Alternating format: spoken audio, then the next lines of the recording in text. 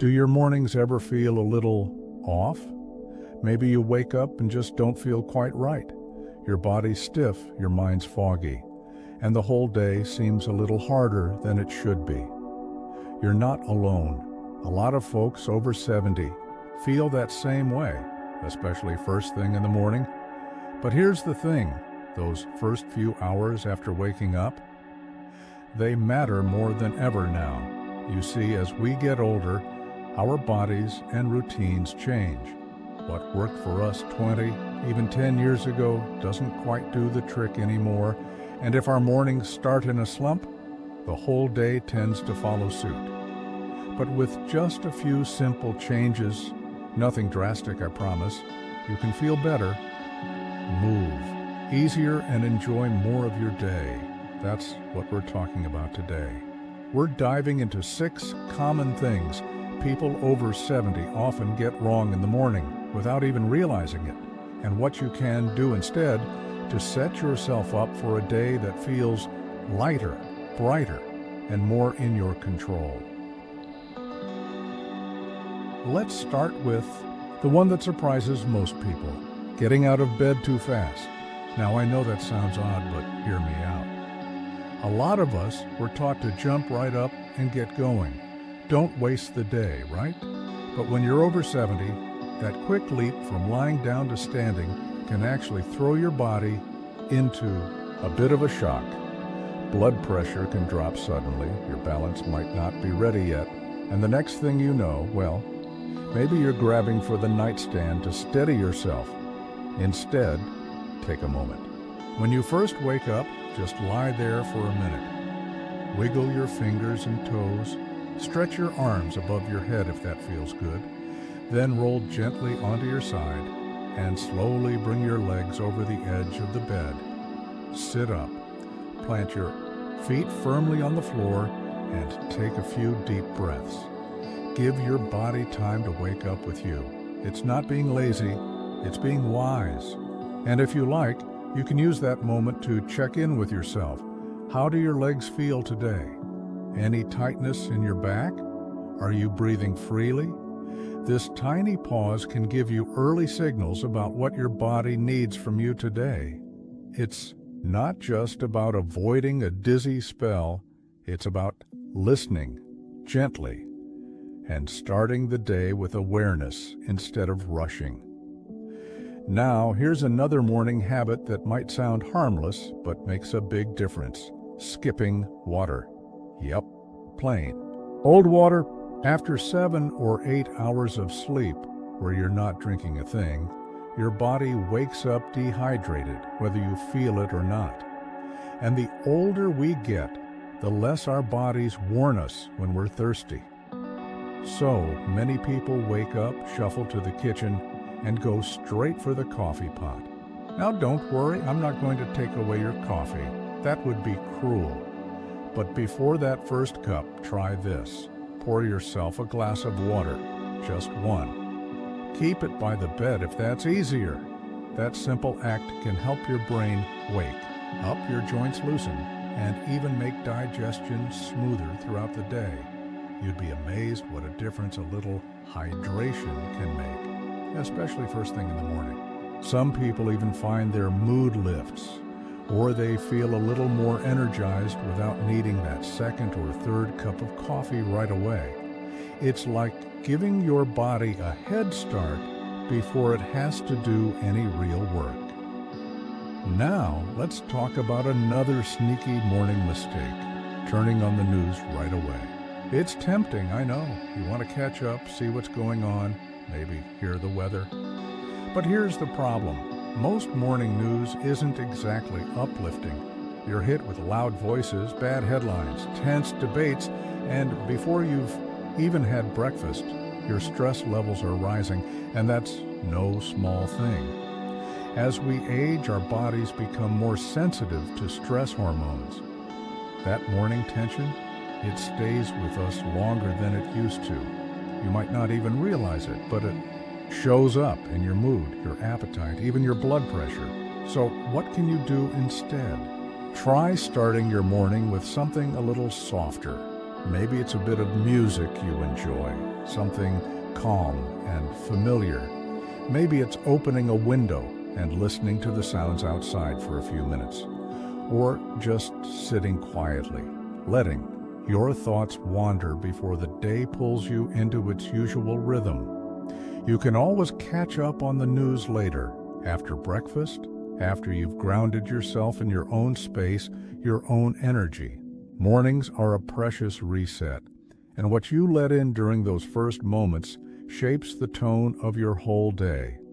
You deserve peace first.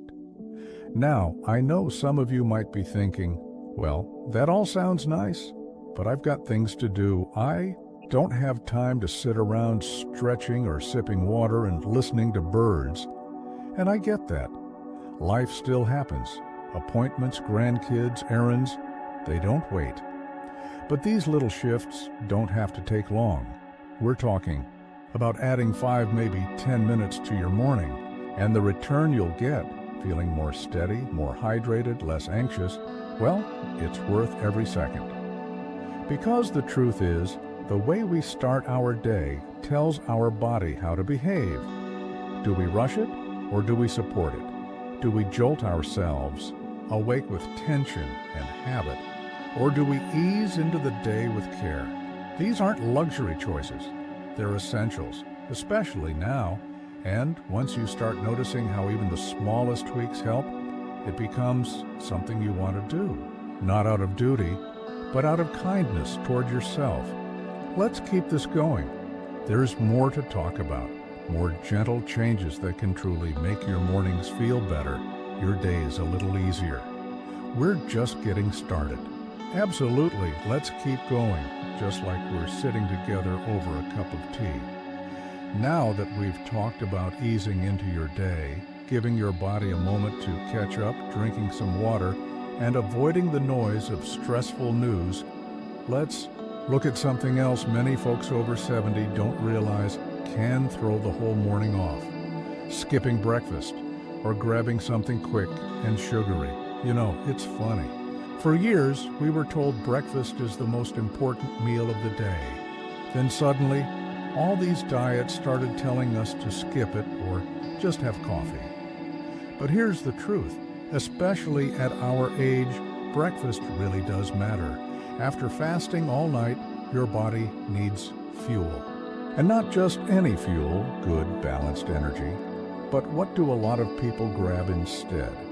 A slice of white bread, maybe a packaged pastry, or sometimes nothing at all. It might seem easier, but here's the problem. Sugary, processed foods spike your blood sugar quickly, then leave you crashing mid-morning. And skipping breakfast altogether? That can leave you foggy, shaky, and low on energy, especially if you're taking any medications that need to be taken with food.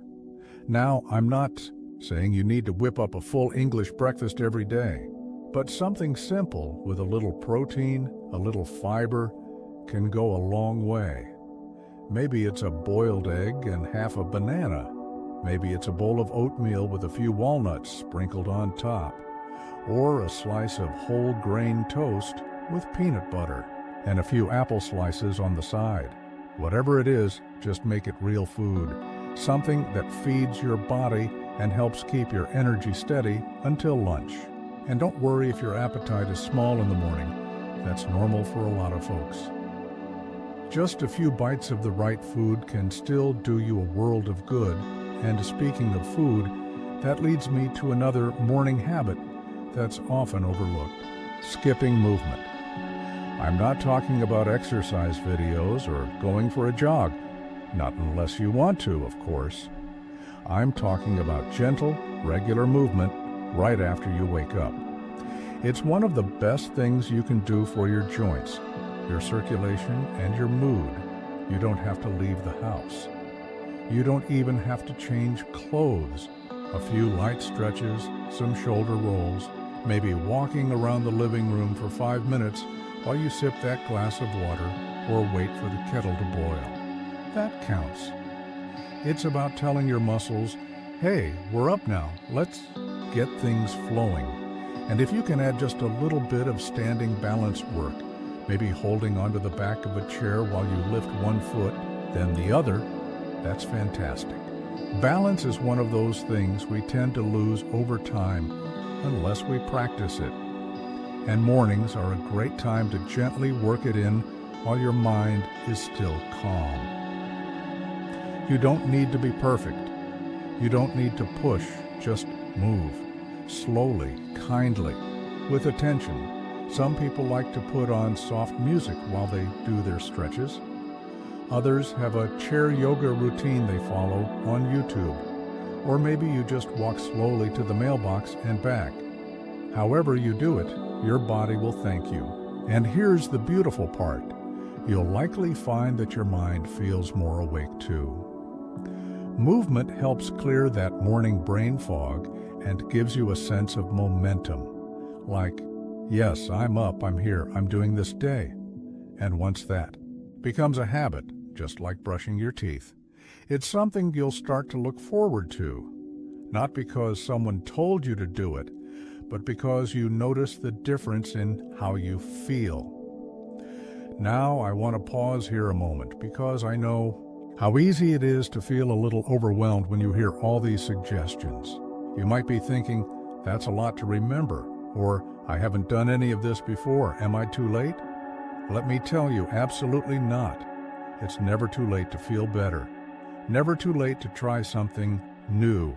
And you don't need to do everything all at once. Even if you just choose one little change to try tomorrow morning, drinking water before coffee or doing 5 minutes of stretching, you're already moving in the right direction. It's not about becoming someone completely different. It's about returning to yourself, giving your body and your mind the kind of morning that supports the life you want to live at this stage in this season. So, let's keep going, you and I. We're just having a chat here. Just two people, figuring out how to make mornings work better. And I still have a few more thoughts to share with you, things you might not have even realized were making mornings harder, and how easy it is to shift them. Shall we keep this going? Let's ease right into the next part together.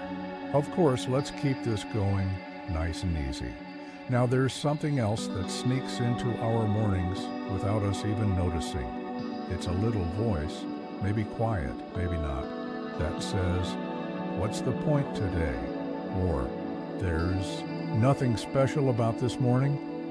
It doesn't shout, it just hangs there in the background, making everything feel a little heavier, and that, right there, might be one of the most overlooked morning mistakes, starting the day without a sense of purpose. See, when we were younger, mornings had built-in reasons to get going. Jobs, children, appointments, errands. Now with more time and less urgency, it's easy to slip into a pattern where mornings feel empty. But you know what? Purpose doesn't need to be big. It doesn't have to be saving the world or launching a business. It can be as small and as powerful as this. Today, I'm going to enjoy my garden. Or, today, I'll call my niece and hear about her new job. Even, today I'll try to walk to the corner and back. The key is to wake up and have something, anything, to look forward to. Something that gives you a reason to take that first deep breath and say, "Yes, I'm glad to be here." That spark doesn't come from the outside.